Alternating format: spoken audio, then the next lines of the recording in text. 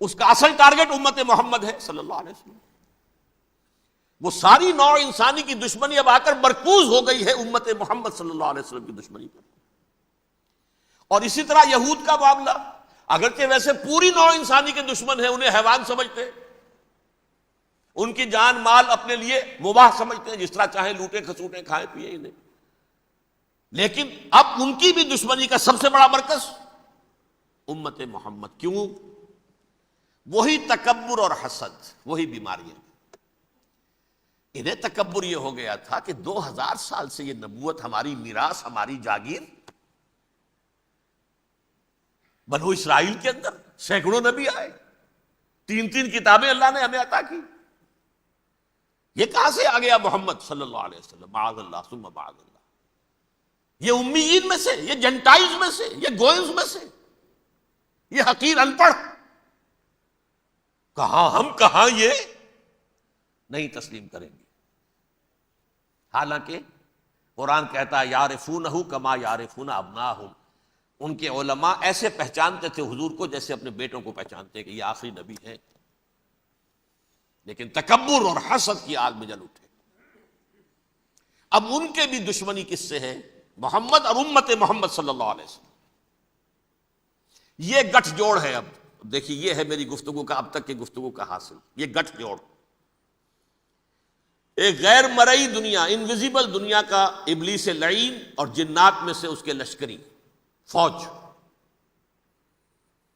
انسانوں میں سے ویسے تو اور بھی بہت جگہ اس کے ایجنٹ ہیں، مسلمانوں میں بھی ہے، لیکن بحیثیت قوم، بحیثیت مجموعی، ایک پوری قوم، ایک پوری نسل جو ہے اس کے ساتھ گٹھ جوڑ ہے. ان دونوں کی گٹھ جوڑی کے ساتھ یہ دشمن دون ہیں انسانیت کے.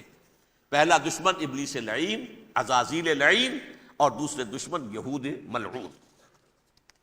اب میں آپ کو ذرا اس جو انسانوں میں سے انسان دشمنی کا جن کا سب سے بڑا رول ہے، میں ان کی 2000 سالہ تاریخ کا آپ کے سامنے نقشہ رکھنا چاہتا ہوں. ان 1400 سال کا تو میں نے صرف 4 آپ کو پوائنٹس بتائے. موسیٰ سے عیسیٰ تک 1400 برس علیہ الصلوۃ والسلام. 2 مرتبہ عروج، 2 مرتبہ زوال. اشیریوں کے ہاتھوں پٹوائی، بابلیوں کے ہاتھوں پٹانا، گریکس کے ہاتھوں مرمت، رومنس کے ہاتھوں مرمت. یہ جو 2000 سال ہیں، کیونکہ اب تو ظاہر بات ہے 21ویں صدی شروع ہو گئی، 20 صدیاں حضرت مسیح کو پوری ہو گئیں. پہلی بات نوٹ کیجئے، حضرت مسیح کی پیدائش ہے سن 1 قبل مسیح. یہ نکتہ آپ نے کبھی سنا ہے یا نہیں؟ جب ملینیم کا سلسلہ شروع ہوا تھا پچھلے سال تو میں نے بیان کر دیا تھا کہ ایک عجیب حساب کے اندر انہوں نے غلطی کی ہوئی ہے. حضرت مسیح کی پیدائش ہوئی 25 دسمبر کو. سن انہوں نے شروع کر دیا، اس کے بعد جنوری آئی تو پہلا سال شروع ہو گیا. اگر جنوری سے پہلا سال شروع ہوا تو یہ 6 دن جو ہے تو اس کے پچھلے سال میں تھے. لہذا کہا جائے گا کہ Jesus Christ was born 1 year before Christ, BC. تو 1 قبل مسیح میں حضرت مسیح کی پیدائش ہوئی. یہ آخری اسرائیلی نبی اور رسول. یہودی علماء کی مخالفت، دشمنی، سولی پر چڑھوا دینا میں بیان کر چکا ہوں. سن 33 عیسوی میں جبکہ حضرت مسیح کی عمر 33 برس تھی، اللہ تعالیٰ نے انہیں زندہ آسمان پر اٹھا لیا. لیکن یہودیوں نے اپنے خیال کے مطابق انہیں سولی پر چڑھوا دیا، ان کی موت واقع ہو گئی. اگرچہ اس کے بعد یہ اختلاف ہے ان میں. یہودی کہتے ہیں وہ سولی پر چڑھ گیا، ختم ہوا، مر گیا. عیسائی کہتے ہیں نہیں، انتقال ہوا ہے مسیح کا صلیب پر، لیکن پھر وہ دوبارہ زندہ ہو گئے ہیں. ان کی لاش ایک غار میں رکھ دی گئی تھی، وہاں ریزریکشن ہو گیا، ان کا باعث بعد الموت وہیں ہو گیا، اور پھر انہیں اللہ نے زندہ آسمان پر اٹھا لیا. تو ہمارے اور عیسائیوں کے درمیان نوٹ کر لیجئے، یہ چیز مشترک ہے کہ حضرت مسیح آسمان پر زندہ اٹھائے گئے. فرق کیا ہے؟ وہ سمجھتے ہیں کہ سولی دیے گئے، سولی پر مرے، پھر زندہ ہوئے، پھر گئے. ہم سمجھتے ہیں کہ نہیں، وما صلبوہ وما قتلوہ، انہوں نے نہ صلیب دے سکے انہیں اور نہ انہیں قتل کر سکے، بل رفعہ اللہ الیہ، اللہ نے اٹھا لیا. پھر ہمارا اور یہ اس کا عیسائیوں کا ایک اور اتفاق ہے، سیکنڈ کمنگ آف جیسس، حضرت مسیح دوبارہ آئیں گے، یہ عیسائیوں کا بھی عقیدہ ہے اور ہمارا بھی۔ بہرحال تو جیسا کہ میں نے عرض کیا کہ اس وقت یہ عذاب استیصال، عذاب اکبر کے مستحق ہو چکے تھے، لیکن اللہ نے ان کی مدت دراز کی ہے، لیکن ان پر دنیاوی عذاب کا ایک کوڑا جو ہے اللہ تعالی کی طرف سے اسی وقت برسا، دنیاوی عذاب دنیا میں رہتے ہوئے ختم نہیں کیا۔ 37 برس بعد، حضرت مسیح کے رفع سماوی کے 37 برس بعد، سن 70 میں یہودیوں نے بغاوت کی رومیوں کے خلاف۔ رومی ٹائٹس جنرل تھا ایک، اس نے پھر جو حملہ کیا ہے، 1,33,000 یہودی ایک دن میں قتل کیا یروشلم میں، اور ہیکل سلیمانی گرا دیا۔ وہ ہیکل پہلے بھی گرا تھا، پہلے 1400 سال کے دوران میں بھی نبوکدنضر نے گرایا تھا، لیکن پھر اس کے 150 سال بعد انہوں نے دوبارہ بنا لیا تھا، اس لیے وہ اسے سیکنڈ ٹیمپل کہتے ہیں۔ پہلا ٹیمپل جو حضرت سلیمان نے بنایا تھا، نبوکدنضر نے گرا دیا 587 قبل مسیح میں، پھر دوبارہ انہوں نے 150 سال کے بعد بنا لیا۔ وہ اس تاریخ کا حصہ ہے، میں نے جس کے بارے میں آپ کو تفصیل نہیں بتائی۔ اس میں یہ ہوا سن 70 میں وہ گرا دیا گیا، وہ آج تک گرا پڑا ہوا ہے۔ نمبر 2، یہ کہہ دیا گیا کہ یہودیوں اس ارض فلسطین سے نکل جاؤ، تم یہاں نہیں رہ سکتے اب۔ لہذا جس کا جہاں سینگ سمایا چلا گیا، یورپ میں چلے گئے، ایشیا میں آ گئے، عرب میں آ گئے، یہ 3 قبیلے جو رات بھی میں نے عرض کیا تھا، بنو قینقاع، بنو نذیر اور بنو قریظہ، یہ وہاں سے آ کے مدینے میں آباد ہو گئے، جس کا جہاں سینگ سمایا، افریقہ میں، ہندوستان میں، جہاں چلے گئے۔ ڈایاسپورا اسے کہتے ہیں، وہ آپ نوٹ کر لیجیے اس لفظ کو، ڈایاسپورا، ہمارا دور انتشار، جبکہ ہمیں ہماری اصل سرزمین تو فلسطین ہے، حضرت ابراہیم کا مسکن، حضرت اسحاق، حضرت یعقوب کا مسکن فلسطین، یہ ہے ہماری اصل جاگیر، یہ تو ہماری جدی پشتی جاگیر ہے، لیکن یہاں سے نکال دیے گئے سن 70 عیسوی میں، اور وہاں سے لے کے 1917 تک ان کا ڈایاسپورا جاری رہا۔ یہ دور انتشار ہے۔ اس دور انتشار کے اب چند حصے ہیں جس کو میں چاہتا ہوں کہ آپ علیحدہ علیحدہ سمجھ لیں۔ دور انتشار کا جو پہلا جو ہے تقریباً 300 برس، رومی حکمران تھے، وہ یہودیوں کے بھی دشمن تھے اور عیسائیوں کے بھی دشمن تھے، عیسائی اور یہودی ایک دوسرے کے بھی دشمن تھے، لیکن رومی سمجھتے تھے کہ یہ ایک ہی تھیلی کے چٹے بٹے ہیں۔ رومیوں کے نزدیک عیسائی بھی یہودیوں ہی کا ایک فرقہ تھے، کوئی علیحدہ مذہب تو تھا ہی نہیں، لہذا رومی جو ہیں رومنز، وہ ان دونوں کو ستاتے تھے، مارتے تھے، اور یہ آپس میں لڑتے تھے، یہودی عیسائیوں کو مارتے تھے، عیسائی یہودیوں کو مارتے تھے۔ یہ ہے 300 برس تک کی تاریخ۔ سن 300 عیسوی میں کیا ہوا؟ ایک معجزہ ہو گیا۔ بہت عظیم ایمپرر کانسٹینٹائن، قسطنطین اعظم، رومن ایمپررز میں سے بہت بڑا ایمپرر، وہ عیسائی ہو گئے۔ اب تو معاملہ بالکل تلپٹ ہو گیا، پوری سلطنت عیسائی ہو گئی۔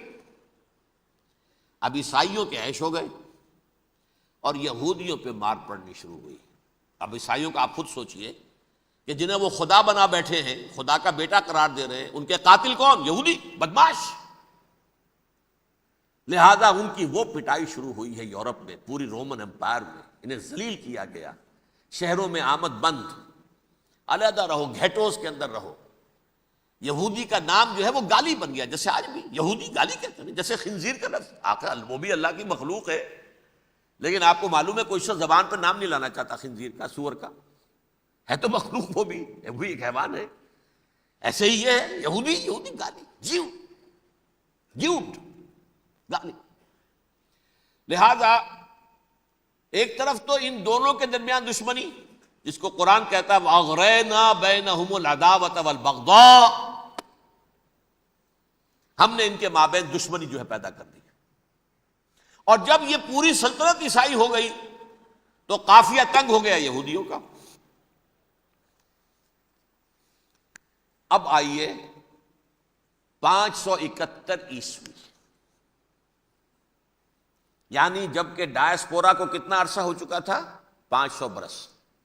سن 70 سے شروع ہوا نا ڈائسپورا، جب ٹائٹس نے گرایا ہے ہیکل کو اور نکال باہر کیا انہیں فلسطین سے، بھاگ جاؤ یہاں ایک یہودی بھی نہیں رہے گا، فلسطین سے نکال دیے گئے. اس کے پورے 500 برس بعد سن 571 میں حضور کی پیدائش ہوئی، ولادت باسعادت محمد رسول اللہ صلی اللہ علیہ وسلم. 610 میں آپ پر وحی کا آغاز ہوا. لیکن حضور کے ساتھ ان کا معاملہ کیا رہا؟ اول تو جبکہ حضور ابھی مکے ہی میں تھے، یہودیوں نے ریشہ دوانیاں شروع کر دی حضور کے خلاف. قریش مکہ کو سکھاتے تھے، پڑھاتے تھے، ان سے یہ پوچھو، ان سے یہ پوچھو، یہ اس طرح تنگ کرو، ان سے یہ امتحان لو، یہ آپ کے علم میں ہے. سورہ بنی اسرائیل میں، سورہ کہف میں وہ سوالات جو امتحانی سوالات آئے تھے، ذوالقرنین کون تھا، اصحاب کہف کون تھے، تم رسول بنے پھرتے ہو تو بتاؤ، اور یہ روح کی حقیقت کیا بتاؤ. یہ ساری ریشہ دوانیاں کر رہے تھے بیٹھے ہوئے ابھی وہیں پر. حضور ابھی پہنچے بھی نہیں. ہجرت فرما کر حضور تشریف لے آئے تو حضور نے، جسے ماسٹر سٹروک کہا جائے گا، یعنی اسٹیٹس مین شپ کا ماسٹر سٹروک، آپ نے مدینے میں آتے یہودیوں کے ساتھ پیکٹ کر دیا، جوائنٹ ڈیفنس پیکٹ آف مدینہ، کہ اگر مکے والے ہم پر حملہ کریں گے تو ہم مل جل کر ایک قوم کی حیثیت سے مقابلہ کریں گے. یہ میثاق مدینہ کہلاتا ہے، جس کے بہت غلط معنی پہنائے جا رہے ہیں آج کل. بہرحال میں موضوع میرا چونکہ یہ نہیں، میں ادھر نہیں جاؤں گا. لیکن ہوا کیا؟ ہر مرتبہ یہ خیانت کے مرتکب ہوئے، ان نے جو عہد کیے تھے ان سے پھرے، اندر ہی اندر سازش، ریشہ دوانی، حضور کی بدترین دشمنی. سورہ نساء کی آیت نمبر 12 میں، 14 میں، 13 میں فرمایا ہے لا تزال تطلع علی خائنۃ منہم. اے نبی، ہمیشہ آپ کے علم میں ان کی طرف سے خیانتیں، بددیانتیاں آتی رہیں گی. اور بار بار وہ مسلسل جنگ کی آگ بھڑکاتے تھے. قریش کو دعوت دیتے، آؤ آؤ آؤ، ہم اندر سے بغاوت کر دیں گے، تم آؤ تو صحیح، ختم کریں محمد کو اور اہل ایمان کو صلی اللہ علیہ وسلم ورضی اللہ تعالی عنہم اجمعین. لیکن پھر جب وہ آتے تھے تو یہ دبک جاتے تھے، ان میں ہمت نہیں تھی، میدان کے مرد نہیں رہے تھے. یہ سورہ حشر میں ان کا نقشہ کھینچا گیا ہے. کھلے میدان میں مقابلے کی اس کے اندر صلاحیت ہی نہیں ہے. یہ تو فصیلوں کے پیچھے سے، جیسے عورتیں کہیں دیہات میں لڑائی ہوتی ہے تو مرد جو ہے گلیوں میں لڑتے ہیں، عورتیں اوپر سے پتھر پھینکتی ہیں، بس وہ کام یہ کر سکتے تھے. من ورائے جدر، فصیلوں کے پیچھے سے، جنگ میں میدان میں نہیں آ سکتے. بہرحال قرآن مجید میں ہے یہ سورہ مائدہ کی آیت نمبر 64، کلما اوقدوا نارا للحرب اطفاها اللہ. اکثر و بیشتر مواقع پر تو یہ جب آگ بھڑکاتے تھے جنگ کی، اللہ اسے بجھا دیتا تھا. لیکن بہرحال اس کے باوجود جنگیں ہوئی، غزوہ بدر، غزوہ احد ہوئی کہ نہیں؟ یہ ساری اصل شرارت ہوئی. اور اس کے نتیجے میں حضور نے پھر ایک ایک کر کے 3 قبیلوں کو سزا دی. غزوہ بدر کے فوراً بعد بنو قینقاع نکالے گئے مدینے سے، غزوہ احد کے فوراً بعد بنو نذیر نکالے گئے، اور غزوہ احزاب کے بعد بنو قریظہ نکال دیے گئے. یہ تو میں نے آپ کے سامنے رکھ دیا صرف حضور کے زمانے میں ان کا کیا رویہ رہا. دشمن، رات بھی ہم نے وہ آیت پڑھی تھی، لَتَجِدَنَّ أَشَدَّ النَّاسِ عَدَاوَةً لِلَّذِينَ آمَنُوا الْيَهُودُ وَالَّذِينَ أَشْرَكُوا. اہل ایمان کی دشمنی میں شدید ترین تم پاؤ گے یہودیوں کو اور مشرکین. مشرکین بھی بعد میں ہے، پہلے یہودی. حضور کے بعد کیا ہوا اب یہ نوٹ کیجئے، یہ ان کی تاریخ کا دوسرا دور. حضرت عمر رضی اللہ تعالیٰ عنہ کا عہد خلافت ہے.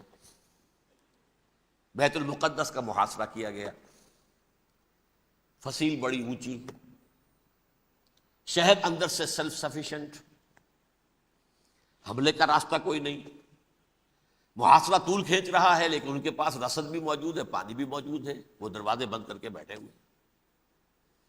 بالآخر اللہ تعالیٰ کی مشیت کا ظہور کیسے ہوا؟ ان کے کچھ علماء آئے فصیل پر، کہا دیکھو مسلمانوں، تم قیامت تک بھی یہاں پڑے رہو گے محاصرہ کر کے، ہمارا یہ شہر فتح نہیں ہوگا. ہاں ایک درویش بادشاہ کے ہاتھوں یہ شہر فتح ہونا ہے، لیکن تمہارے اندر ہمیں وہ نظر نہیں آ رہا۔ ابو عبیدہ بن الجراح رضی اللہ تعالی عنہ امین هذه الامہ، ان کا فوراً ذہن گیا وہ درویش بادشاہ مدینے میں بیٹھا ہوا ہے عمر رضی اللہ تعالی۔ اب ایک اور عمر بھی ہے جو قندھار میں بیٹھا ہے، نقشہ وہی ہے، سادگی کی حد تک نقشہ وہی، بالکل وہی، اپنی آنکھوں سے دیکھا ہے وہی سادگی۔ عمر اول عمر ثانی تھے عمر بن عبد العزیز۔ اب ایک اللہ کے فضل سے اللہ تعالیٰ ایدہ اللہ بنصرتہ، اللہ تعالیٰ ان کی نصرت فرمائے، دشمنوں کو ان کے مقابلے میں نیست و نابود کرے۔ انہوں نے ریکویسٹ بھیج دی کہ حضور تشریف لائیے، یہ شہر فتح ہو جائے گا۔ وہ ہے سفر تاریخی، اتنا طویل سفر، تقریباً 700 میل، ایک اونٹ، ایک خادم، ایک منزل میں امیر المومنین اوپر بیٹھے، خادم آگے چل رہا ہے، اگلی منزل پہ خادم اوپر بیٹھا ہے، امیر المومنین آگے جا رہے ہیں۔ اور جب پہنچے ہیں تو وہ باری تھی خادم کی، انہوں نے ہاتھ جوڑ دیا، حضور خدا کے لیے تم کیا کہیں گے لوگ، وہ میرا برا حال کر دیں گے، تمہیں شرم نہیں آئی؟ امیر المومنین پیدل آگے چل رہے ہیں نکیل پکڑ کر، اور تم بیٹھے ہو اوپر براجمان ہو۔ حضرت عمر فرمایا الدور دورک، نہیں باری تمہاری ہے، بیٹھ۔ اس حال میں پہنچے ہیں، اور پھر یہ کہ ابو عبیدہ بن الجراح آئے ہیں، استقبال کیا ہے تو دیکھا ہے اس حال میں چلے آ رہے ہیں عمر، نکیل پکڑے ہوئے چلے آ رہے ہیں، اور کہتے ہیں کہ کہیں کیچڑ ویچڑ تھا، جوتے خراب ہو گئے تھے، وہ بھی اتار کے ہاتھ میں پکڑے ہوئے، کپڑے تو تھے ہی پھٹے ہوئے۔ انہوں نے کہا بھی حضرت ابو عبیدہ نے، دیکھیے یہ بڑا متمدن ملک ہے، بڑا مہذب علاقہ ہے یہ، آپ ذرا حلیہ اپنا دوست فرما لیں تب جا کے پیش ہم آپ کو کریں گے۔ آپ نے فرمایا نحن قوم اعزنا اللہ بالاسلام، ہم وہ قوم ہیں جنہیں اللہ نے عزت دی ہے اسلام کے ذریعے سے، کپڑوں کے ذریعے سے نہیں، دولت کے ذریعے سے نہیں۔ اسی حال میں گئے ہیں، اوپر سے انہوں نے کھڑے ہو کر نشانیاں دیکھی ہیں، اپنی کتابیں کھولی، ہاں یہ وہی ہے، اچھا لو جی سرنڈر، شہر تمہارے ہاتھ میں۔ خون کا ایک قطرہ نہیں بہا اور بیت المقدس فتح ہو گیا۔ لیکن اس وقت حضرت عمر نے ایک نرمی یہ کی کہ یہودیوں کے لیے بھی اسے اوپن سٹی قرار دے دیا۔ یہ احسان عظیم حضرت عمر کا، اس سے پہلے یہودی آ ہی نہیں سکتا تھا، داخل ہی نہیں ہو سکتا تھا، وہاں وہ آ کر وزٹ نہیں کر سکتا تھا، زیارت نہیں کر سکتا تھا اپنے مقدس مقامات کی۔ حضرت عمر نے یوں سمجھیے کہ تقریباً 550 برس کے بعد ان کے لیے راستہ کھولا ہے کہ ہاں تم آ سکتے ہو، زیارت کر سکتے ہو۔ لیکن یہ عیسائیوں نے لکھوایا معاہدے کے اندر، انہیں یہاں آپ آباد ہونے کی اجازت نہیں دیں گے، لیکن کم وزٹ دی پلیسز، دیکھیں زیارتیں کریں اور جائیں۔ یہ معاہدہ حضرت عمر کا ہے رضی اللہ تعالیٰ، جو پھر خلافت راشدہ کے بعد بنو امیہ نے بھی اس کو آرڈر کیا، بنو عباس نے کیا، پھر جو ہمارے یہ ترکوں میں اندر خلافت آئی تو ترک خلفاء نے بھی اس معاہدے کی پوری پابندی کی۔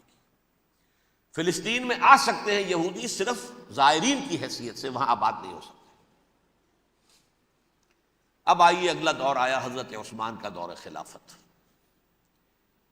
یہ ہے وہ وقت کہ اب یہود نے امت مسلمہ کی پیٹھ میں چھرا گھونپا۔ وہ کیسے؟ ایک یہودی عبداللہ ابن سبا اسلام کا لبادہ اوڑھ کر آ گیا، معاشرے کا جائزہ لے لیا، ان میں بنو ہاشم اور بنو امیہ میں جو پرانی کشاکش تھی اس کے کچھ نہ کچھ جراثیم باقی ہیں، اگر ان کو ذرا بھڑکا دے تو مسلمانوں میں انتشار پیدا ہو جائے۔ کہا یہ عثمان کون ہے؟ یہ تو بنو امیہ میں سے ہے، یہ حق تو بنو ہاشم کا ہے، خلافت ان کے پاس ہونی چاہیے، محمد کے تو رشتہ دار وہ ہیں صلی اللہ علیہ وسلم۔ عوام الناس کے اندر بات پھیلنی شروع ہوئی، پھر ایک بڑی سازش کے انداز میں حضرت عثمان کے خلاف پروپیگنڈا، حضرت عثمان کے جو عاملین تھے، گورنر تھے، ان کے خلاف پروپیگنڈا، اور ایسی ہوشیاری کرتے تھے کہ کوفے میں کوفے کے حاکم کے خلاف کچھ نہیں کہنا، اجی مصر میں یہ ہو رہا ہے، اجی شام میں یہ ہو رہا ہے، اجی یہ جو عثمان ہے وہ یہ کر رہا ہے، یہ ظلم ہو رہا ہے، یہ لوٹ مار ہو رہی ہے، یہ خیانتیں ہو رہی ہیں۔ اب نہ تو اس زمانے میں مینز آف کمیونیکیشن، کیسے تصدیق کریں؟ افواہیں تو آپ آج کراچی کے اندر شروع ہو جائے تو پتہ نہیں چل سکتا کسی کو کہ کیا اس میں صداقت ہے کیا جھوٹ ہے، اور بری بات جو ہے فطرت انسانی کی کمزوری ہے وہ فوراً قبول کرتا ہے، کسی کے بارے میں اچھی بات ماننے کو تیار نہیں ہوتا لیکن بری بات تو فوراً تیار ہے۔ بہرحال یہ فتنہ انہوں نے اٹھایا، حضرت علی کی الوہیت کا فتنہ اٹھایا، حضرت عثمان کے خلاف الفتنۃ الکبریٰ برپا کیا، حضرت عثمان شہید ہوئے۔ اس کے بعد 5 برس تک مسلمان ایک دوسرے کی گردنیں کاٹتے رہے، باہمی خانہ جنگی ہوئی، امت کو وہ زخم لگایا ہے جو آج تک جس سے خون رس رہا ہے۔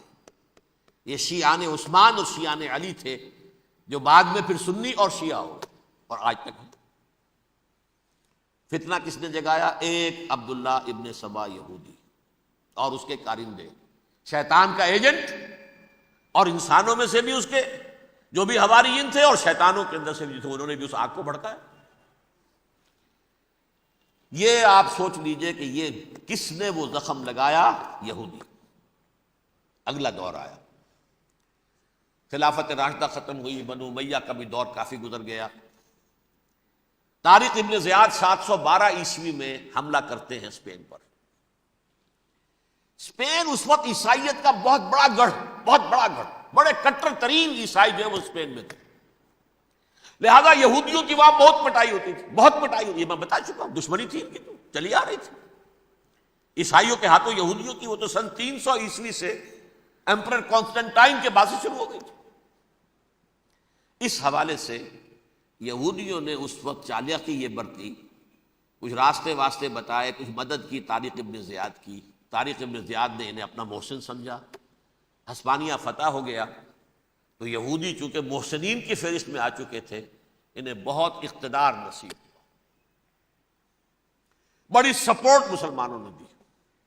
ان کے بڑے بڑے علماء جو ہیں اسی دور کے اندر پیدا ہوئے، بڑے بڑے تھنکرز ان کے اسی دور میں پیدا ہوئے۔ بن گوریون جو کہ ایک وزیر اعظم تھا اسرائیل کا، اس نے یہ لکھا ہے اپنی کتاب میں، مسلم Spain was the golden era of our diaspora. وہ ڈائسپورا جو 70 عیسوی سے شروع ہوا تھا اور 1917 عیسوی تک جاری رہا ہے، اس میں سے گولڈن ایرا ہمارا جو تھا وہ مسلم اسپین تھا، ہسپانیہ میں بیٹھ کر ہم نے عیش کیے۔ لیکن وہاں سے انہوں نے اور جو کچھ کیا، یہ تو داستان کے بہت سے گوشے ہیں، لیکن میں جس اسٹریٹ لائن میں چل رہا ہوں اس کے اعتبار سے ایک بات سمجھ لیجیے، وہاں بیٹھ کر انہوں نے اب عیسائیت کی پیٹھ میں چھرا گھونپا،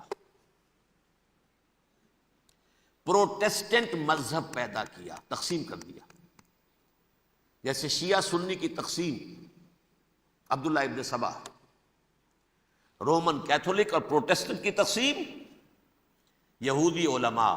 ہوتا کیا تھا، ہسپانیہ کی یونیورسٹیاں ہیں، کارڈووا میں ہے، ٹولیڈو میں ہے، گریناڈا میں ہے، غرناطہ، قرطبہ، تولیتلا، اور وہاں آتے تھے لوگ، فرانس سے چلے آ رہے ہیں نوجوان پڑھنے کے لیے، جرمنی سے چلے آ رہے ہیں، اٹلی سے چلے آ رہے ہیں، 3 ہی ملک قریب ترین پڑھتے ہیں سینٹرل جو یورپ کے ہیں۔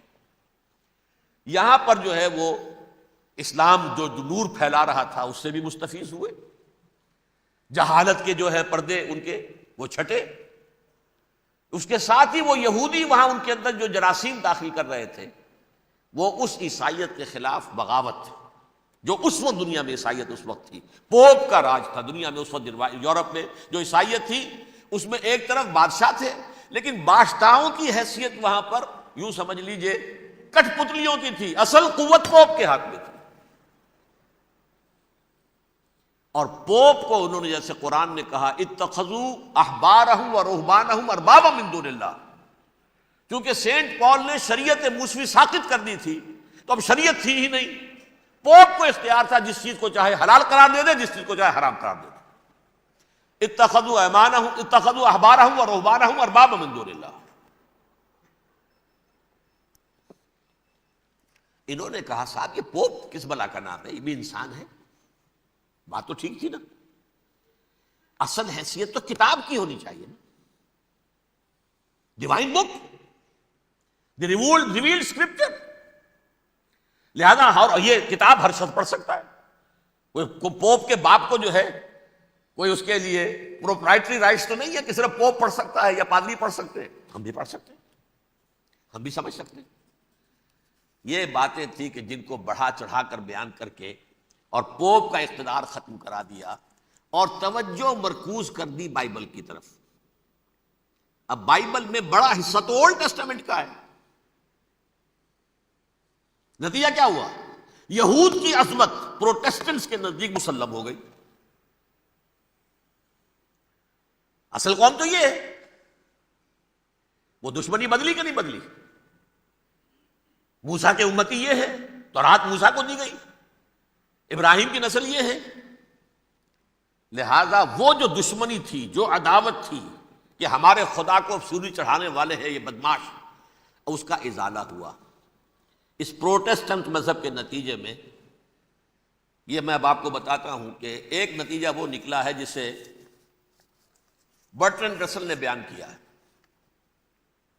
اس کی کتاب ہے ان پریز آف آئیڈلنس، صفحہ 108۔ وہ لکھتا ہے the Christians retaining the Judaic belief in special revelation added to it the Roman desire for worldwide domination and the Greek taste for metaphysical subtleties. The combination produced the most fiercely persecuting religion that the world has yet known. یہ تین چیزیں آ کر عیسائیت میں مل گئی۔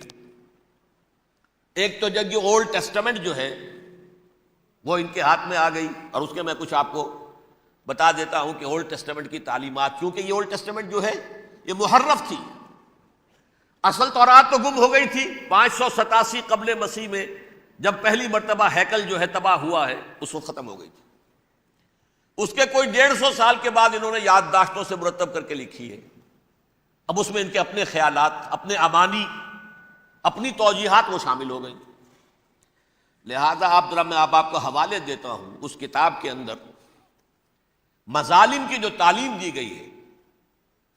اہل کتاب نے اپنے مظالم قتل عام کے جواز کے لیے تورات میں تبدیلیاں کی اور پیغمبروں پر دہشت ناکی اور بدترین حرام کاری کے الزامات لگائے۔ سنیے، پہلا حوالہ ہے یہ گنتی باب 31 آیات 17-18۔ اس لیے ان بچوں میں جتنے لڑکے ہیں سب کو مار ڈالو، اور جتنی عورتیں مرد کا منہ دیکھ چکی ہیں ان کو بھی قتل کر ڈالو، لیکن ان لڑکیوں کو جو مرد سے واقف نہیں اور اچھوتی ہیں اپنے لیے زندہ رکھو۔ یہ کسی اللہ کی کتاب کا یہ جملہ ہو سکتا ہے؟ کسی ریویل بک کا؟ اور سنیے، یہ ہے استثناء ڈیٹرانومی باب 20 آیت 16-18۔ پر ان قوموں کے شہروں میں جن کو خداوند تیرا خدا میراث کے طور پر تجھ کو دیتا ہے، کسی ذی نفس کو جیتا نہ بچا رکھنا، جیسا خداوند تیرے خدا نے تجھ کو حکم دیا بالکل نیست کر دینا۔ مرد، عورتیں، بچے، بوڑھے سب ختم۔ یہ کتاب مقدس ہے۔ اور سنیے، سیموئیل باب 27 آیت نمبر 9۔ اور داؤد نے اس سرزمین کو تباہ کر ڈالا اور عورت مرد کسی کو جیتا نہ چھوڑا۔ نمبر 4، ان سب آباد شہروں کو ماں، عورتوں اور بچوں کے بالکل نابود کر ڈالا۔ کتاب استثناء باب 3 آیت 6۔ یہ ہے جو کہہ رہا ہے برٹرنڈ رسل، کرسچینٹی میں آ کر یہ تین چیزیں شامل ہو گئی۔ ایک تو یہ باربیرین یہ تعلیم جو ہے، اور یہ مذہب کے نام پہ تعلیم، یہ کتاب مقدس کی تعلیم۔ نمبر 2، رومنز کے اندر جو ایک تمنا تھی ورلڈ ڈومینیشن کی، وہ عیسائیت کے اندر آ گئی، اس لیے کہ پوری رومن امپائر جو ہے عیسائی ہو گئی، تو اسے وراثت کے اندر ورلڈ ڈومینیشن کی جو ایک تمنا تھی وہ مل گئی۔ اور پھر یہ کہ انہوں نے جو توہمات تھے یونانیوں کے، ان کو بھی اپنے ہاں مختلف شکلوں کے اندر جمع کر لیا۔ ان تین چیزوں کا the combination produced the most fiercely persecuting religion that the world has yet known. اس کے نتیجے میں دنیا میں تاریخ انسانیت کے اندر جو بدترین خوخار ترین مذہب ہو سکتا ہے، وہ شکل عیسائیت نے اختیار کی۔ اور اس کا مظہر عتم کیا تھا؟ نوٹ کیجئے، صلیبی جنگیں۔ ایک بات ٹائم ٹیبل کے اعتبار سے نوٹ کر لیجئے گا، فرسٹ ملینیم ختم ہوا، سیکنڈ شروع ہوا۔ ان کے 1000 سال ختم ہوئے تو 11ویں صدی میں سیکنڈ ملینیم شروع ہوا، تو پہلی صلیبی جنگیں ہوئی۔ لاکھوں مسلمان قتل کیے، صرف یروشلم کے اندر اتنا خون بہایا ہے کہ خود ان کے ہسٹورینز لکھتے ہیں کہ جب ان صلیبیوں نے جب گھوڑوں کے ساتھ وہ چل رہے تھے گلیوں میں تو ان کے گھوڑوں کے گھٹنوں تک خون کی ندی بہ رہی تھی، جہاں سے گزرے ختم کرتے چلے گئے، آبادیاں کی آبادیاں ختم کر دی۔ اگرچہ اس کروسیڈ میں گیہوں کے ساتھ گھن بھی پسا، یہودی بھی بہت مارے گئے۔ یہ فرانس سے، جرمنی سے جب یہ کروسیڈرز آ رہے تھے 3000 میل کا سفر طے کر کے آئے تھے، سوچئے تو صحیح۔ اربن ثانی پوپ جو تھا، آگ لگا دی تھی اس نے پورے یورپ کے اندر، شرم سے ڈوب مرو، تمہارے مقدس علاقے مسلمانوں کے ہاتھ میں، انفیڈلز، یہ کافر، یہ مرتد، یہ ملحد۔ مسیح جہاں پیدا ہوا، مسیح کو جہاں سولی دی گئی، وہ کہاں ہے؟ ان کے ہاتھ میں۔ وہ آگ لگائی ہے، 3000 میل کا فاصلہ طے کر کے یہ قومیں آئی ہیں، اور جو تباہی بچائی ہے انہوں نے۔ تاریخ انسانی میں ایسی بربریت کی کوئی مثال، اور یہ ان کے اپنے ہسٹورینز لکھتے ہیں شرم کے بارے میں، ایسے محسوس ہوتا ہے جیسے ان کی گردنیں جھکی جا رہی ہوں لکھتے ہوئے۔ اب آگے چلیے، یہ جو بغاوت ہوئی پوپ کے خلاف، اس میں نوٹ کیجئے تاریخی اعتبار سے سب سے پہلے بغاوت کرنے والا ملک انگلستان تھا۔ اس نے اپنا چرچ علیحدہ بنایا، چرچ آف انگلینڈ، پوپ سے رشتہ منقطع۔ The first Protestant kingdom in Europe was England. اسی سے رشتہ جوڑی West, white Anglo Saxon Protestants, ان میں اولیت کا شرف کسے حاصل ہے؟ برطانیہ شریف کو۔ یہاں پر انہوں نے اب ایک بہت بڑا جو کارنامہ کیا، پوپ کی گرفت کم ہوئی یورپ پر سے، پروٹیسٹنٹ مذہب کا فروغ ہوا، تو انہوں نے سود کی اجازت حاصل کر لی۔ جب تک پوپ کی حکومت تھی سود حرام تھا، نو ٹرانزیکشن، نہ انٹرسٹ نہ یوزری، کچھ بھی نہیں۔ پروٹیسٹنٹس کے ذریعے سے سود کی اجازت حاصل کر لی۔ اس کے بعد بڑے بڑے بینک بنا کر بیٹھ گئے، house of Rothschilds, house of Goldsmiths, یہ عمران خان صاحب کے جو خسر جو تھے گولڈ سمتھ، یہ بینکرز، بڑی بڑی فیملیز۔ ان لوگوں نے کیا کیا؟ اب ریشہ دوانیاں، یورپ میں مختلف ملکوں کے درمیان جنگیں کروائیں سازشوں کے ذریعے سے، وہی کلما اوقدوا نارا للحرب، جنگ کے لیے آگ بھڑکا دینا تو ان کا پرانا مشغلہ تھا، جنگیں کرواتے تھے۔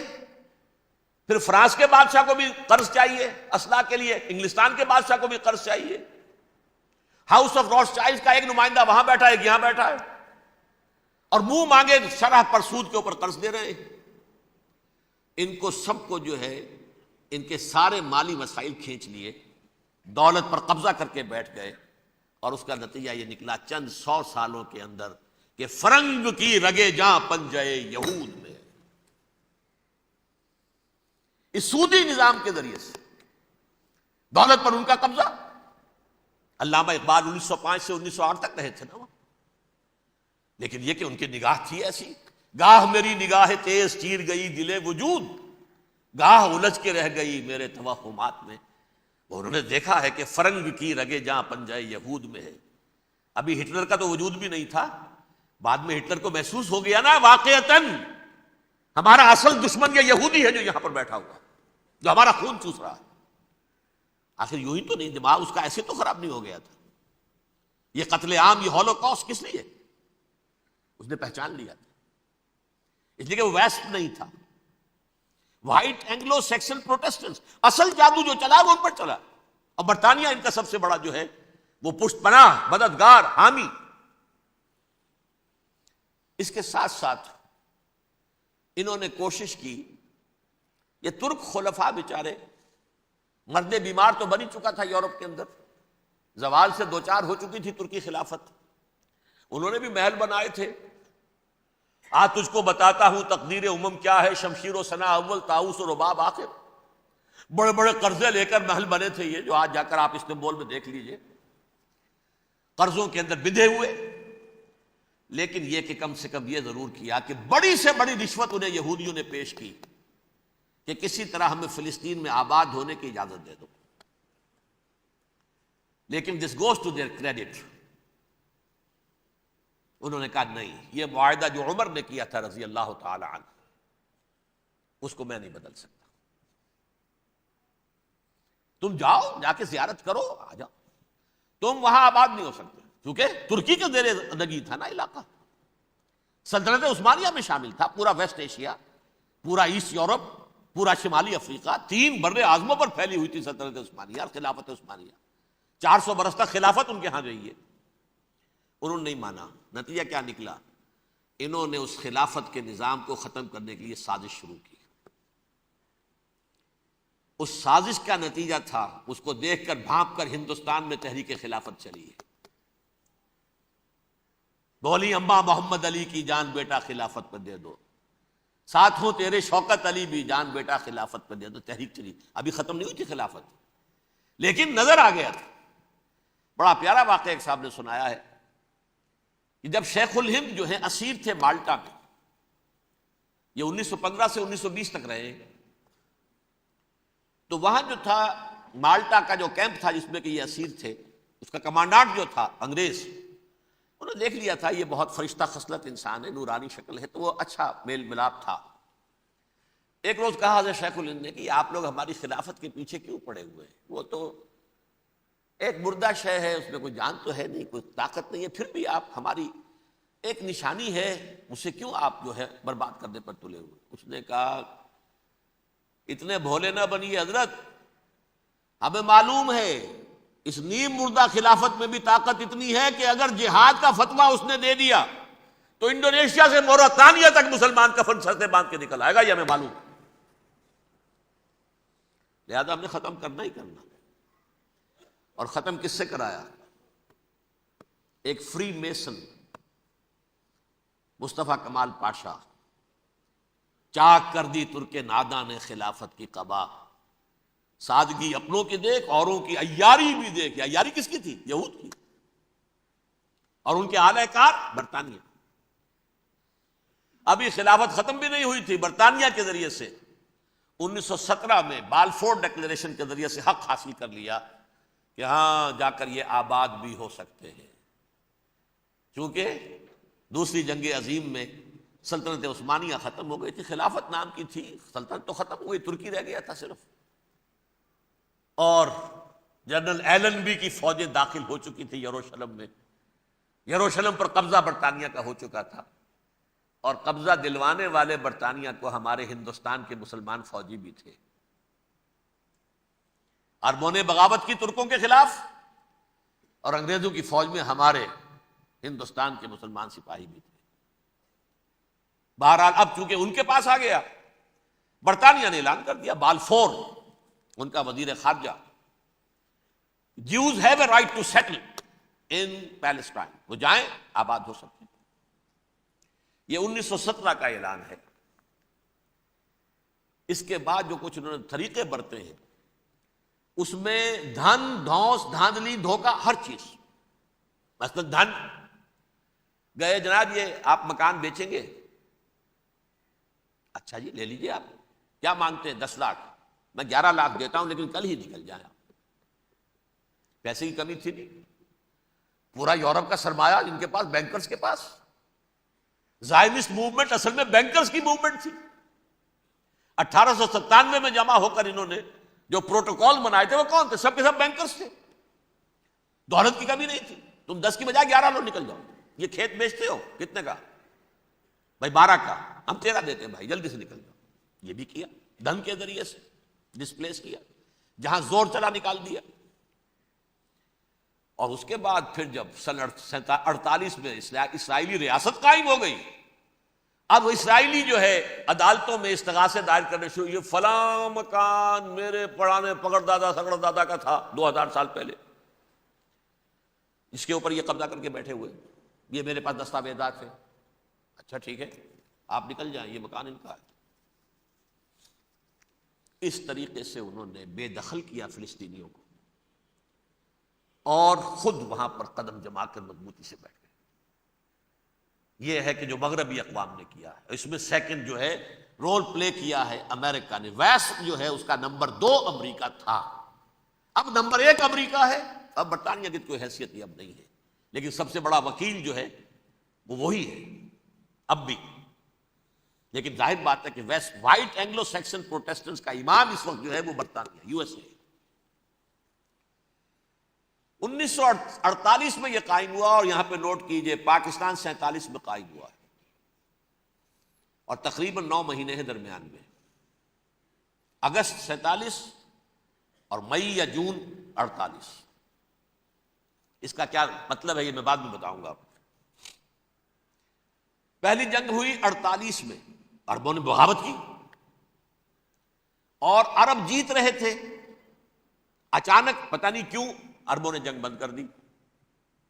یہ بالکل یوں سمجھیے کہ پیرلل واقعات تھے. کشمیر میں ہم جیت رہے تھے، بھاگ کر نہرو پہنچ گیا یونائٹڈ نیشنز کے اندر، جنگ بند ہو گئی، ختم ہوا. ایسا کچھ اپنوں کی غلطی بھی تھی، کچھ قبائلیوں نے وہاں جا کر سری نگر ایئرپورٹ تک پہنچ گئے تھے، بجائے اس پر قبضہ مکمل کرنے کے لوٹ مار میں لگ گئے. اپنوں کی غلطی بھی تھی، لیکن اس کے باوجود پڑنا بھاری تھا. اور اگر سری نگر ایئرپورٹ پر قبضہ ہو گیا ہوتا تو سوال ہی پیدا نہیں ہوتا کہ بھارت جو ہے اپنی فوجیں اتار سکتا، زمینی راستہ تھا ہی نہیں. وہی وہاں ہوا ہے. بڑے ہی عجیب طریقے پر عرب جیت رہے تھے، اسرائیل جو ہے شکست کھا رہے تھے، عربوں نے صلح کر دی.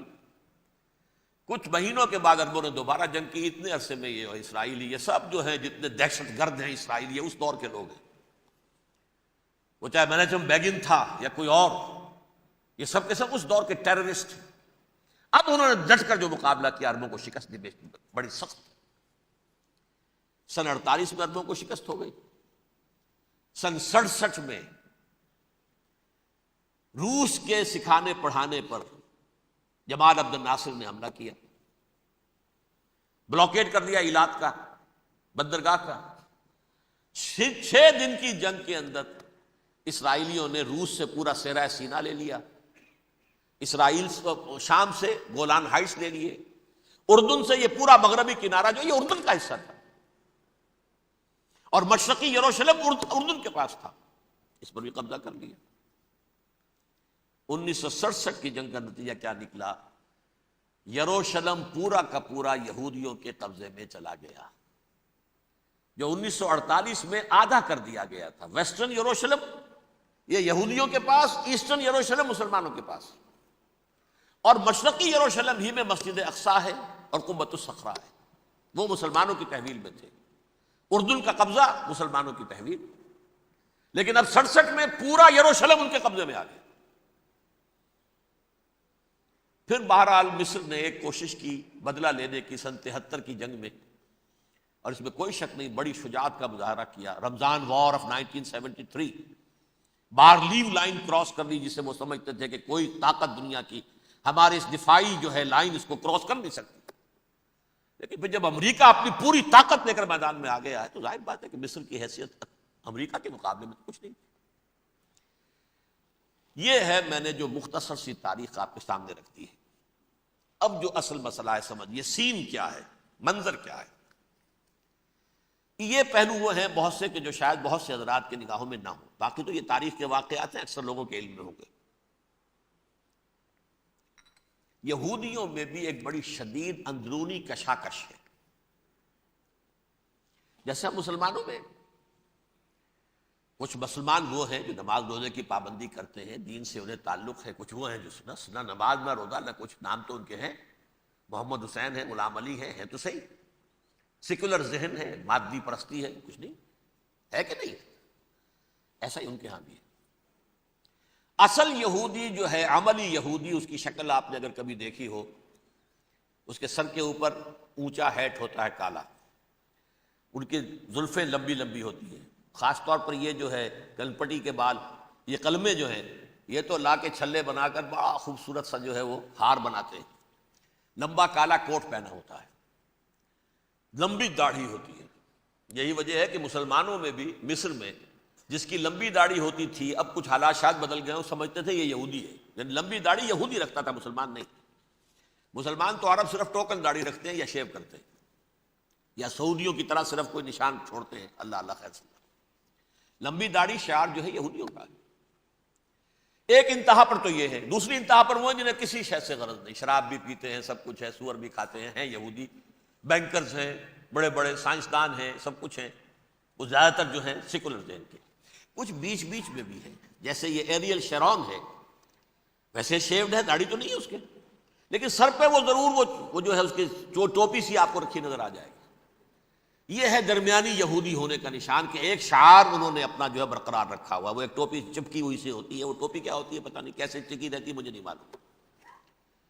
یہ جو کشمکش ہے اس میں، جو زیادہ رائٹسٹ اور لیفٹسٹ کی کہہ لیجیے، سیکولر اور مذہبی لوگوں کی کشمکش ہے، ان کے درمیان ایک کشاکش جو ہے اس کو سمجھ لیجیے کہ وہ کیا ہے۔ ایک چیز تو ان دونوں کے درمیان قدر مشترک ہے، پوری دنیا کی مالیات پر ہم تسلط کریں گے، قبضہ کریں گے، ڈومینیٹ کریں گے، لوگوں کو ہم بنا کر رکھ دیں گے حیوان، ملٹی نیشنل کمپنیاں ہوں گی، انہی کا راج ہوگا، انہی کی حکومتیں ہوں گی، انڈسٹری انہی کے ہاتھ میں ہوگی، لوگ یا مزدوروں کی حیثیت سے کام کریں گے، یا تھوڑے سے مینیجرز ان میں سے بھی ہم لے کر کچھ تنخواہیں ان کو بھی دے دیں گے، باقی سود کے ذریعے سے ملائی ہم کھینچتے رہیں گے، مکھن ہمارے پاس آتا رہے گا۔ ورلڈ ڈومینیشن، اکنامک ڈومینیشن، یہ تو دونوں کے نزدیک متفق ہے، سیکولر بھی چاہتے ہیں اور جو مذہبی یہودی وہ بھی چاہتے ہیں۔ اس کے بعد ایک اختلاف ہے، مذہبی یہودی یہ کہتا ہے ہمیں گریٹر اسرائیل بنانا ہے، اور گریٹر اسرائیل وہ سارے علاقے ہیں جو ان کی تاریخ میں اسرائیل سلطنت کا حصہ رہے۔ حضرت یوسف کے زمانے میں یہودی جا کر آباد ہوئے مصر میں، جو ڈیلٹا کا علاقہ ہے، زرخیز ترین علاقہ جو ہے، جوشن کا علاقہ، وہ کہتے ہیں وہ ہمارا ہے، کئی سو برس ہمارے ہیں، سرائے سینا ہمارا ہے، اس میں کوہ طور ہے جس پہ حضرت موسیٰ کا ہم کلام ہوئے اللہ سے، تورات ملی، اس میں 40 برس تک ہم بھٹکتے پھرے ہیں، صحرائے تی ہے یہ، یتیہون فی الارض 40 سنہ، پھر فلسطین تو خیر ہماری جدی پشتی جائیداد ہے، جاگیر ہے، پھر یہ عرب جو ہے یہ بھی مدینے تک ہمارا ہے، مدینے سمیت، ہمارے قبیلے وہاں تھے جہاں سے نکالا مسلمانوں نے، پورا عراق ہمارا ہے، پورا شام ہمارا ہے، اور ترکی کا بھی ایک علاقہ ہے ابتدائی مشرقی جنوبی، وہ بھی ہمارا ہے۔ یہ ہے گریٹر اسرائیل کا نقشہ، یہ ہم نے بنانا ہے۔ جبکہ جو سیکولر ذہن کے لوگ کہتے ہیں کیا کرو گے اس کو بنا کے، اس میں جو عرب ہیں وہ تم سے لڑتے رہیں گے، تم انہیں مارو گے وہ تمہیں ماریں گے، اگر تم 10 مارو گے تو ایک تو وہ بھی ماریں گے نا تمہارا، ٹھیک ہے، فائدہ کیا ہے؟ اس کی بجائے ہم یہ کرتے ہیں کہ عرب اور اسرائیل مل کر، کزنز ہیں نا آپس میں، آپ کو معلوم ہے بل کلنٹن نے یہ الفاظ کہے تھے جب اسحاق ریبن سے معانقہ کرایا تھا شاہ حسین مرحوم کا، تو کیا کہا؟ یو آر کزنز، حضرت ابراہیم کے 2 بیٹوں سے نسل ہے نا، حضرت اسماعیل سے عرب ہے، حضور ہے، اور حضرت اسحاق سے یہ بنی اسرائیل ہے، کزنز ہے، یو آر کزنز۔ تو ہم کزنز مل کر ایک اکنامک یونٹ بناتے ہیں، جیسے ایشیا پیسیفک ایک یونٹ بن گیا ہے، آسیان ایک یونٹ بن گیا ہے، وغیرہ وغیرہ، پورا یورپ ایک یونٹ بن گیا ہے، ایک کرنسی بن گئی ہے۔ ہم اس پورے علاقے کو ایک اکنامک یونٹ بناتے ہیں، پیسہ عربوں کا ہوگا، ان کے پاس بہت دولت ہے، تیل ان کا ہوگا، بہت تیل ہے ان کے پاس، مزدور ان کے ہوں گے، بڑی تعداد ہے ان کی، مینجمنٹ ہماری ہوگی، ٹیکنیکل نو ہاؤ ہمارا ہوگا، سائنسدان ہم ہوں گے، ملائی ہم کھاتے رہیں گے، چھاچھ ان کو دیتے رہیں گے۔ تو ہمیں آم کھانے ہیں، پیڑ گننے کی کیا ضرورت ہے؟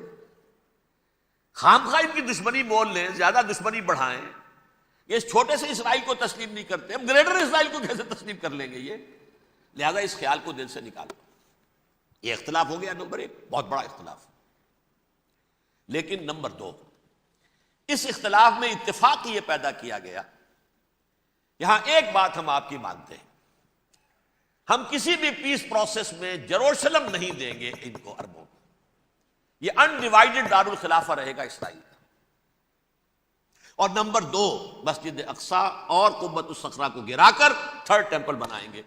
یہ مذہبی یہودیوں کو اتنی رشوت اگر وہ نہ دیں تو وہ ان کے ساتھ کام کرنے کو تیار ہی نہیں ہے۔ یہ پورا پس منظر سمجھ لیجئے، اصل میں بٹوین دی لائنز سمجھے بغیر یہ خبریں جو آپ پڑھتے ہیں ادھر امریکہ کا معاملہ کیا ہے؟ ایک طرف وہ پشت پناہ ہے، حمایتی ہے، پروٹیکٹر ہے، محافظ ہے اسرائیل کا. اسرائیل امریکہ ہی کی آؤٹ پوسٹ سمجھ لیجئے، اسی کی ایک ریاست سمجھ لیجئے.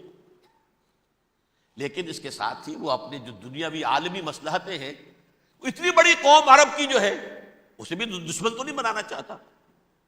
ان میں بھی ماڈریٹس کو چاہتا ہے کہ رہے ماڈریٹس، یہ جو ہماری جیب میں ہے، حسنی مبارک ہو، شاہ فہد ہو، جو ہماری جیب میں ہے. ورنہ یہ کہ وہاں پر اگر زیادہ ریڈیکل لوگ آ گئے تو ہمارا ویسے ہی بیڑا غرق ہوگا. لہذا وہ جبر کرتے رہے ان پر کہ صلح کرو کوئی نہ کوئی.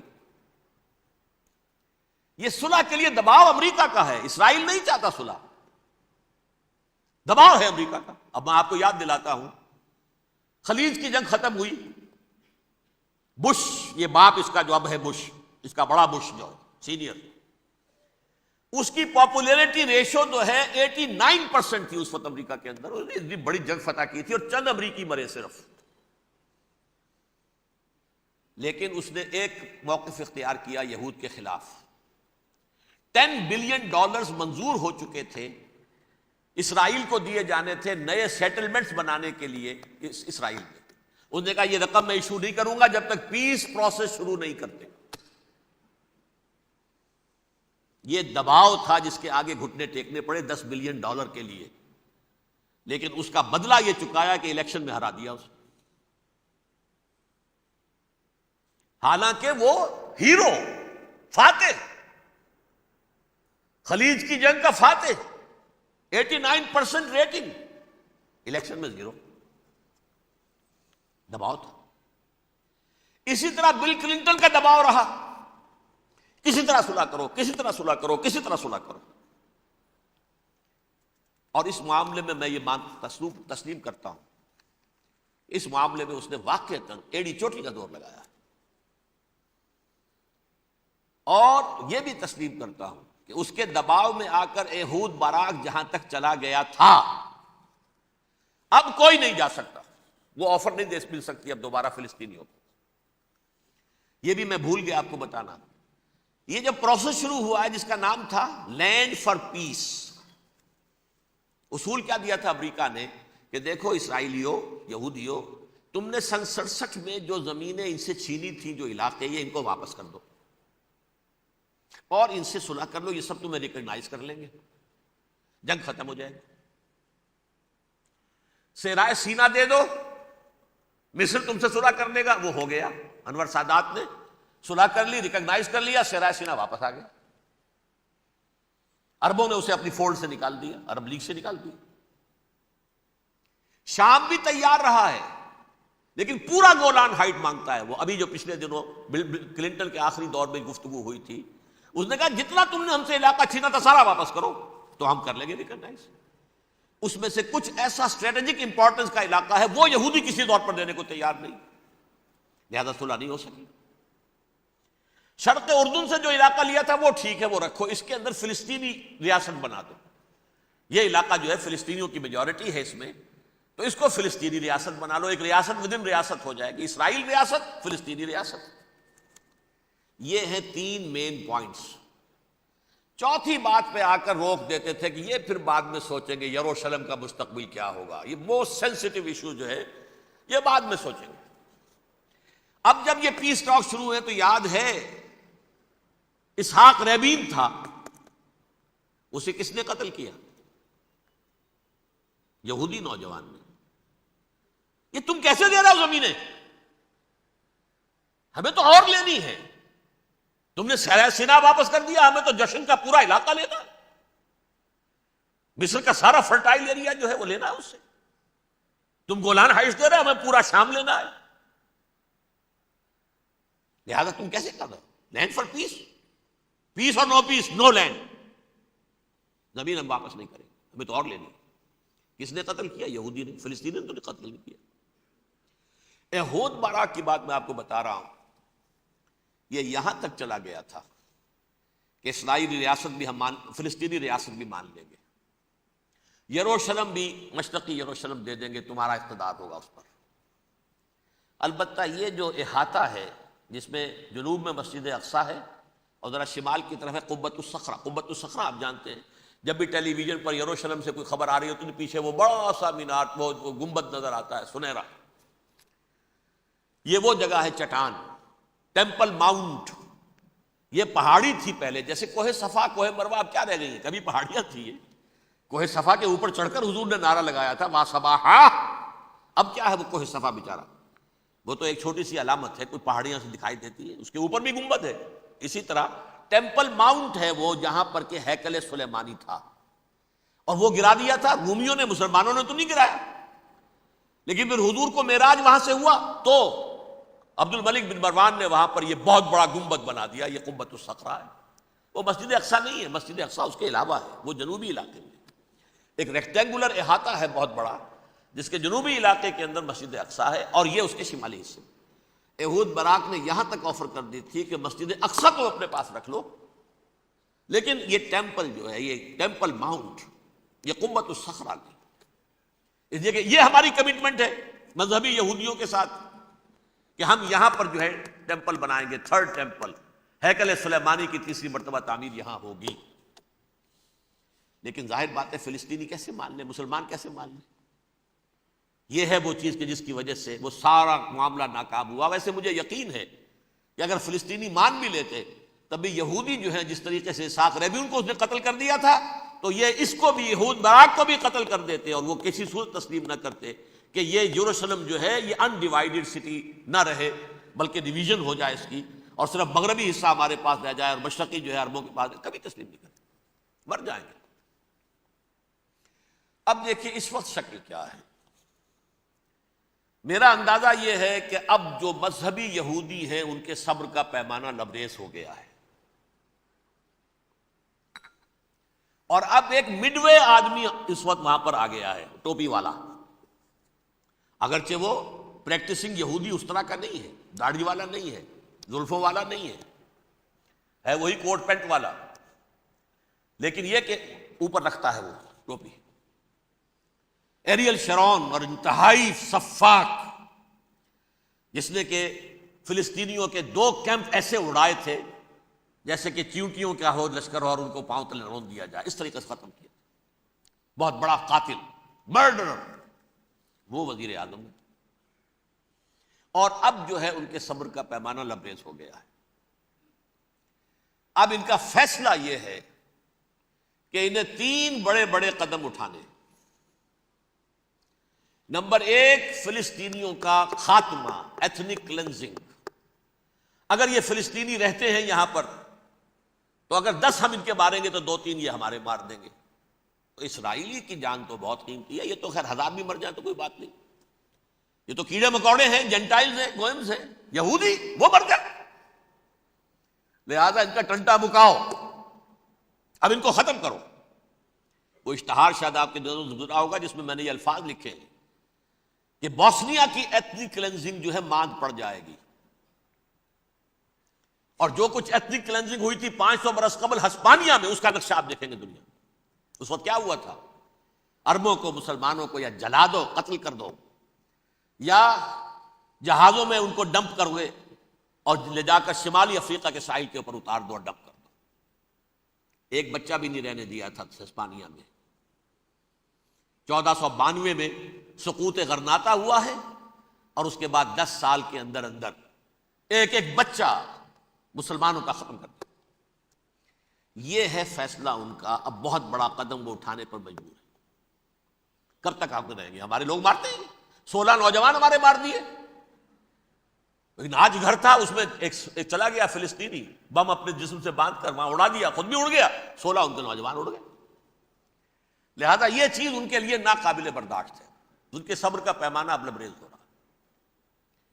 نمبر 2، انہیں بہرحال اب یہ کرنا ہے کہ مسجد اقصیٰ کو گرائیں، قبۃ الصخرہ کو گرائیں اور ٹیمپل بنائیں. یہ انتفاضہ جو اب شروع ہوا 1 سال پہلے سے، یہ شیرون نے دورہ کیا تھا، مسجد اقصیٰ میں گیا تھا، اور اس نے 3rd ٹیمپل کی تعمیر کے لیے ایک پتھر جو ہے بنیاد کا پتھر رکھنے کا ارادہ ظاہر کیا تھا، جس پر فلسطینی نوجوان اٹھے ہیں، وہ اینٹیں لے کر اور روڑے لے کر، اور اس وقت سے یہ سلسلہ چل رہا ہے. کتنے مارے جا چکے فلسطینی، لیکن کچھ نہ کچھ یہودی بھی مرے، اسرائیلی بھی مرے. اور جیسا کہ میں نے عرض کیا اب ان کے صبر کا پیمانہ لبریز ہو گیا. انف از انف. اب ہم اس معاملے کو ایک دفعہ جو ہے فائنلی ختم کر دیں اور اب بنائیں گے. لہٰذا اب جو ہے کئی ٹن وزن کے وہ جو پتھر تیار ہو کر آگے رکھ دیے گئے ہیں کہ یہاں یہ بنیاد پڑنی ہے, اس کے اندر یہ پتھر لگے. بلکہ ایک لطیفہ بھی مجھے یاد آیا ہے, یہ کوئی 30 سال پرانی بات ہے. اس قبۃ الصخرہ کی مرمت ہوئی تھی تو اس کے اوپر جو یہ سونے کی پتری چڑھی ہوئی ہے, یہ شاہ حسین اردن والے جو ہے, ظاہر بات ہے تھا بھی انہی کے تسلط میں, یہ انہی کی تولیت میں تھا سن 67 سے پہلے, اس زمانے کی بات میں کر رہا ہوں.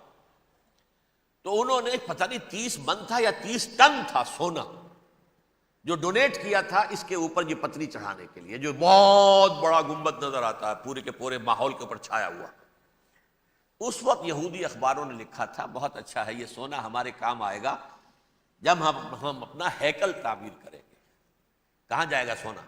سونا یہی رہے گا نا, جب ہم گرائیں گے ہمیں وہ سونا مل جائے گا. اب وہ اس پر آ گئے, مزید دیر نہیں کر سکتے. تو آپ نوٹ کیجئے, number 1 ethnic cleansing of Palestinians in Israel. Number 2 demolition of the Aqsa mosque and the Qubbat al-Sakhra. Number 3 امریکہ کو الٹیمیٹم, تم اب اپنے ٹانگ درمیان میں مت لڑاؤ, اور اس کے لیے دھمکی, اگر تم نے ہمارے معاملے میں رکاوٹ ڈالی تمہاری اینٹ سے اینٹ بجا دیں گے. نیتن یاہو نے یہ کہا تھا میں واشنگٹن میں آگ لگا دوں گا. یہ انہوں نے امریکہ میں عظیم ترین دہشت گردی کر کے امریکہ کی ایڈمنسٹریشن کو, انتظامیہ کو یہ دھمکی دے دی ہے کہ باز آ جاؤ. چنانچہ میں یہ بات کہہ کے پرسوں جمعے میں اپنی مسجد دارالسلام سے نکلا, شام کو, اسی شام کو میں نے ایریل شیرون کی تقریر سن لی T V per. It is not acceptable. Don't appease the Arabs at our expense. We are not going to become Czechoslovakia. We have to depend on ourselves only and rely on ourselves only. کیا مطلب ہے اس کا؟ کس کو سنا رہا ہے؟ امریکہ بہادر, ہم تمہارے محتاج نہیں ہیں, ہم تمہارے ٹکڑے اڑا دیں گے, تیسرے کر دیں گے تمہارے, تم بیچ میں آؤ تو صحیح اب, اور دیکھ لو ایک نشانی ہم تمہیں دکھا دیتے ہیں. مجھے 100% یقین ہے یہ پورا ہسٹوریکل پروسیس, اور جس جگہ یہ پہنچ گیا ہے, جس کریٹیکل پوائنٹ تک یہ پہنچ چکا ہے, یہ جو بھی حملہ ہوا ہے ورلڈ ٹریڈ سینٹر پر اور پینٹاگون پر, یہ اسرائیل کا کام ہے. اسرائیل سے کم تر کسی ادارے کے لیے ممکن ہی نہیں, اس لیے کہ اسرائیل کے ایجنٹ امریکہ کے پورے نظام کے اندر جو ہے گھسے ہوئے موجود ہیں, ہر جگہ موجود ہیں.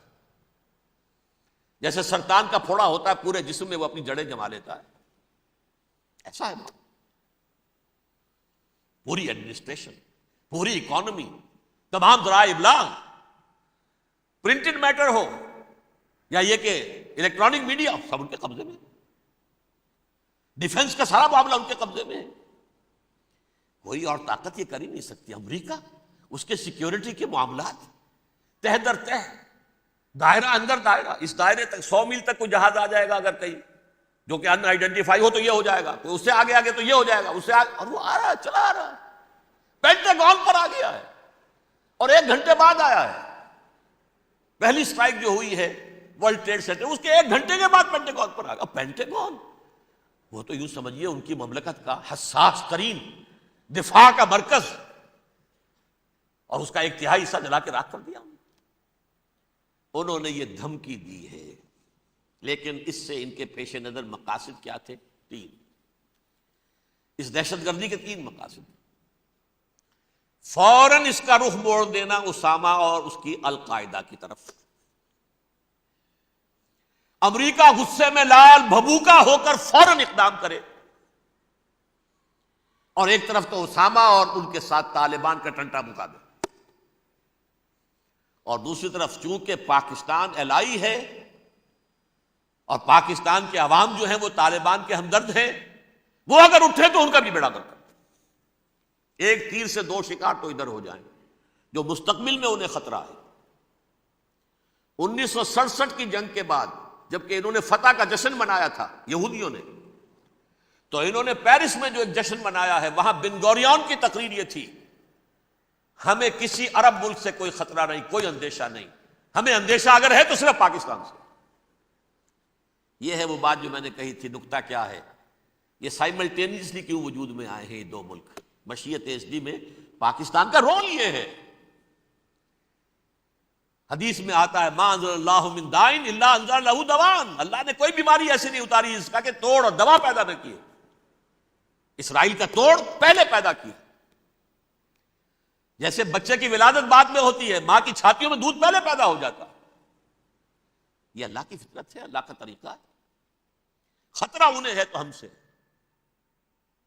ہے، اگر کوئی خطر مجھ کو تو اس امت سے ہے، اس کی خاکستر میں ہے اب تک شرار آرزو۔ یہاں کے عوام، حکومت تو ٹھیک ہے ہماری جیب میں آ گئی، عوام کے اندر ہے، یہ بھڑک سکتی ہے چنگاری۔ یہی وجہ ہے بار بار ان کا کہ ہم زیادہ دباؤ نہیں ڈالنا چاہتے پاکستان پر، ہمارا بہت بڑا الہی ہے، ہم بہت پیسے بھی دے دیں گے، یہ بھی کر دیں گے، وہ بھی کر دیں گے، لیکن ہم زیادہ دباؤ نہیں ڈالنا چاہتے، ڈی اسٹیبلائز نہ ہو جائے، یہاں کے عوام کہیں کھڑے نہ ہو جائے۔ لہذا حملہ یہاں سے نہیں، وہ ازبکستان سے کرانے کی باتیں ہو رہی، اندر خانے پوری سپورٹ ہے، لیکن یہ کم سے کم ظاہر نہیں ہونے دیں گے کہ کیا کچھ ہو رہا ہے، تاکہ یہاں کے عوام کے اندر وہ چنگاری جو ہے اس بارود کے اندر پڑ گئی تو یہ شاید ڈی اسٹیبلائز ہو جائے۔ لیکن ڈی اسٹیبلائز ہونے میں جہاں اس کا خطرہ ہے کہ پرویز مشرف کی حکومت ختم ہو جائے، وہاں اس کا بھی خطرہ ہے کہ پاکستان ختم ہو جائے۔ ڈی اسٹیبلائز ہونے کا مطلب کیا ہے؟ بھارت کو واک اوور دے سکتے، جاؤ اب گھس جاؤ، تم پولیس ایکشن کرو، یہاں اب امن نہیں رہا ہے، ہم امن قائم کرنے آ جائیں، یا یونائٹڈ نیشنز کی فوجیں K4 آ جائے یہاں پر امن قائم کرنے کے لیے، اور ہماری جو ایٹمی صلاحیت ہے وہ تو ویسے ہی برباد ہو جائے۔ ایک چیز تو ان کے پیش نظر یہ تھی، اس میں تو اللہ تعالیٰ نے کچھ تھوڑی سی عافیت پیدا کر دی۔ ان کا خیال تھا کہ غصے میں آگ بھبھوکا ہو کر امریکہ جو ہے بھوکے شیر کی طرح ٹوٹ پڑے گا بس، لیکن وہاں وہ اپنے باپ کی طرح کولیشن بنانے کی فکر ہو گئی اسے۔ کولیشن بنتے بنتے تو وقت لگتا ہے، بستی بسنا کھیل نہیں، بستے بستے بستی ہے، دل کا اجڑنا سہل صحیح، بسنا سہل نہیں ظالم، بستی بسنا کھیل نہیں، بستے بستے بستی۔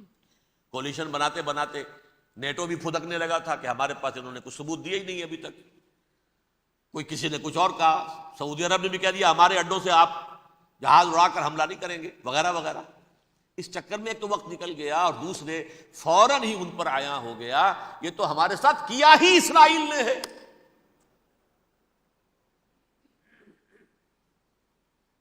لیکن یہ بات لیک نہیں کرنا چاہتے، میں نے خود سنا اور بھی بہت لوگوں سے کہا کہ یہ باقاعدہ اسٹیٹ ڈپارٹمنٹ کی طرف سے ٹی وی پر، CNN پر، BBC پر یہ اعلان آیا کہ یہ جو انویسٹیگیشنز ہو رہی ہیں اس حادثے کی تحقیقات کی، اس کی معلومات لیک کیوں ہو رہی ہیں؟ لیک نہیں ہونی چاہیے۔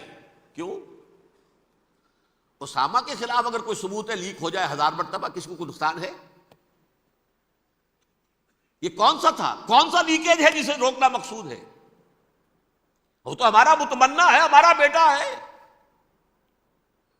وہ کر رہا ہے، اس گھر کو آگ لگ گئی گھر کے چراغ سے، but they have given a message to the United States of America, ہمارے راستے میں اب مت آنا، ہم پر دباؤ نہ ڈالنا، don't appease the Arabs at our expense, یہ الفاظ ہیں شیرون کے۔ ان کی خوشامد، ان کو خوش کرنا، ان کو پسند کرنا، ان کو راضی کرنا ہماری کوشش پر، جیسے سلوواکیہ کے اوپر قبضہ جو ہے جرمنی کا ہٹلر کا تسلیم کر کے تم نے اس کو بڑھاوا دے دیا تھا اس وقت، ایسے ہی تم چاہتے ہو ہمیں بھی سلوواکیہ بنا دینا، ہم نہیں بنیں گے۔ یہ ہے اصل میں صورتحال۔ جیسا کہ میں نے عرض کیا، افغانستان پر اب یہ جیسے کھسیانی بلی ہوتی ہے کھمبا نوشتی، کریں گے تو صحیح حملہ، یہ جگہ اتنی تیاری پوری دنیا کے اندر کر کے کچھ نہ کچھ تو کریں گے، کچھ نہ کچھ تو کارکردگی دکھائیں گے۔ اصل میں وہ زور شور اب ان میں نہیں ہے افغانستان کے بارے میں، بلکہ تاریخ میں ایک مرتبہ پھر وہی بات ہو گئی ہے، کلما اوقدوا نارا للحرب اطفاها اللہ، اللہ تعالیٰ نے کم سے کم اس کی تندی کو کم کر دیا، اس آگ کی بھڑک اور تندی جو ہے وہ انشاءاللہ کم ہو جائے۔ البتہ افغانستان میں کیا ہوگا یہ میں نہیں کہہ سکتا، ان ادری قریب بعید ما توعدون، جیسے کہ قرآن مجید میں حضور سے کہلوایا گیا میں یہ نہیں جانتا جس چیز کا وعدہ تم سے کیا جا رہا ہے وہ قریب ہے یا دور ہے، میں نہیں جانتا۔ وَإِنْ أَدْرِي لَعَلَّهُ فِتْنَةٌ لَكُمْ وَمَتَاعٌ إِلَىٰ حِينٍ، میں نہیں جانتا ہو سکتا ہے ابھی اللہ تعالیٰ تمہیں کوئی مہلت دے اور کچھ وقت کے لیے تمہاری رسی دراز کر دے اور ابھی عذاب کو ٹال دے۔ جب حضور سے یہ کہلوایا جا رہا ہے ان ادری، یہاں تک بھی کہلوا دیا گیا وَمَا أَدْرِي مَا يُفْعَلُ بِي وَمَا بِكُمْ، مجھے نہیں معلوم میرے ساتھ کیا کیا جائے گا، تمہارے ساتھ کیا کیا جائے گا۔ تو بہرحال کون دعوے سے کہہ سکتا ہے کہ یہ ہوگا؟ تباہی بھی آ سکتی ہے، کوئی بڑا سیٹ بیک بھی آ سکتا ہے، اپس اینڈ ڈاؤنز ہوتے ہیں۔ احیاء اسلام کا پروسیس چل رہا ہے، لیکن احیاء پروسیس میں حضور کے زمانے میں بھی غزوہ بدر میں ایک دفعہ گراف جو ہے چلا گیا تھا آسمان پر، تو غزوہ احد میں وہ بہت نیچے بھی تو آ گیا تھا نا، مسلمانوں کے حوصلے پست بھی ہو گئے تھے نا۔ وَلَا تَهِنُوا وَلَا تَحْزَنُوا وَأَنْتُمُ الْأَعْلَوْنَ إِن كُنتُم مُؤْمِنِينَ، یہ تشفی دینی پڑی تھی نا، گھبراؤ نہیں، ڈرو نہیں۔ إِن يَمْسَسْكُمْ قَرْحٌ فَقَدْ مَسَّ الْقَوْمَ قَرْحٌ مِثْلُهُ، اگر تمہیں کوئی چرکا لگا ہے تو تمہارے دشمنوں کو اس سے بڑا چرکا لگ چکا ہے ایک سال پہلے، انہوں تو ہمت نہیں چھوڑی، ایک سال کے بعد دوبارہ ہو گئے حملہ آور تم پر، تم کیوں دل چھوڑتے ہو؟ تو کوئی سیٹ بیک آ سکتا، اور یہ بھی ہو سکتا ہے، اور اللہ کرے کہ ہو جائے، کوئی واقعہ فیل بھی پیدا ہو سکتا ہے دوبارہ۔ اللہ تعالیٰ چڑیوں کے ذریعے سے اور ان کی چونچوں اور ان کے پنجوں کی کنکریوں کے ذریعے سے ہاتھی والوں کو برباد کر سکتا ہے۔ الم تر کیف فعل ربک باصحاب الفیل الم یجعل کیدہم فی تضلیل وارسل علیہم طیرا ابابیل ترمیہم بحجارۃ من سجیل فجعلہم کعصف مأکول، کھایا ہوا بھوسا جگالی کر کے جب نکلتا ہے جیسے ہوتے ہیں، ایسا پورا لشکر کر دیا گیا۔ اللہ تعالیٰ کر سکتا ہے، کوئی مشکل نہیں، وہ علی کل شیء قدیر، اسے ہر شے کی قدرت حاصل ہے۔ لیکن اصل بات جو ہے میں آپ کو بتانا چاہتا ہوں، یہ ہے سائیڈ ایشو، اصل ایشو ہے فلسطین کا جو شروع ہونے والا ہے، بھٹی دہکے گی وہاں۔ ظاہر بات ہے کہ اگر کوئی بہت بڑا اقدام ہو جاتا ہے فلسطینیوں کے خلاف، اور اگر واقعتاً مسجد اقصیٰ اور قبۃ الصخرہ گرا دیے جاتے، جو طوفان اٹھے گا عالم عرب میں، یہ حسنی مبارک ہوں یا شاہ خالد ہوں یا کوئی اور ہوں، یہ نہیں روک سکتے اس طوفان کو۔ نوجوان خون اٹھے گا، غیرت اور جو بھی حمیت ہے۔ مسلمان ان پڑھ سے ان پڑھ اور بالکل بے دین، وہ بھی مسجد کی حرمت پر کٹ مرنے کو تیار ہو جاتا ہے۔ مسجد تو بنا دی شب بھر میں، ایمان کی حرارت والوں نے، من اپنا پرانا پاپی ہے، برسوں میں نماز ہی بن نہ سکا۔ وہ چاہے کانپور کی مسجد تھی مسلمانوں نے جانے دی ہیں، چاہے وہ شہید گنج کی مسجد تھی مسلمانوں نے جانے دی ہیں، چاہے نماز نہ پڑھتے ہو، لیکن یہ جو حرمت اور یہ جو حمیت اور یہ غیرت ہے، اس سے جو طوفان اٹھے گا یہ ہوگا اس ملحمۃ العظمیٰ، اس کی طرف پیش رفت ہو رہی۔ کتاب الملاحم سے احادیث کے حوالے سے کہ جن جنگوں کا حوالہ دیا حضور نے، پیشن گوئی کی ہے، اس کا نقطہ آغاز تھا خلیج کی جنگ۔ صدام حسین نے اسے کہا تھا یہ مدر آف وارز ہے، ام المحارب۔